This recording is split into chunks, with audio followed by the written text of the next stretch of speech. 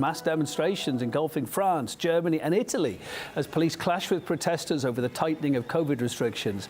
There are reports that one protester too in Germany collapsed and died later in hospital. Since early July, daily infection cases in Western Europe have remained relatively low, but they are still on the rise.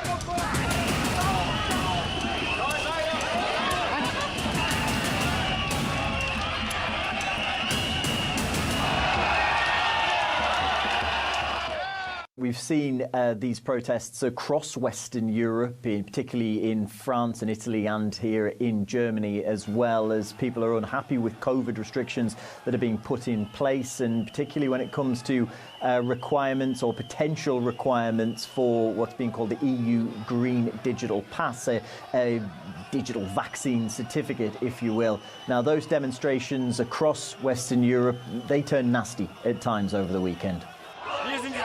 We are civilians. We just want our basic rights back. And they are the ones armed who are taking action against peaceful civilians. The Geneva Convention was passed in 1949, and they are negating it.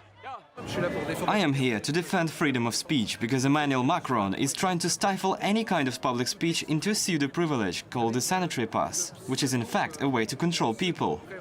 Well, the EU Green Pass has caused much uproar, particularly in France, where over 200,000 people across the country came out onto the streets to vent their unhappiness. It was a much smaller affair here in Berlin, around 5,000 people coming out. That's after the courts here in Germany said that the demonstration couldn't go ahead as it was the potential to be a super spreader event for COVID-19. Those that did come out onto the streets of the German capital were met by riot police who were backed up with water cannons.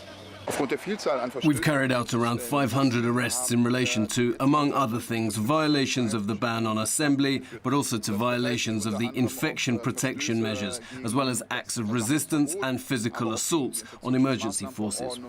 Well, in France, health union bosses are calling on Emmanuel Macron to make vaccination mandatory. They say that a digital health pass isn't going to cut it when it comes to trying to stop cases rising in the country. And they want the French president to go as far as making sure that everybody must have a jab. That's not the message that's coming out from here in Germany. There's no talk of mandatory vaccinations. But what we've heard from Markus Söder, the leader of the state of Bavaria, senior politician in the ruling coalition here, he's been saying that you don't have to get a vaccination, but if you don't, you won't have access to many things. Anyone who is fully vaccinated will get back their rights. What is needed now are clear lines so that we don't blunder into autumn. Those who have been offered vaccination and consciously rejected it will no longer be tested for free.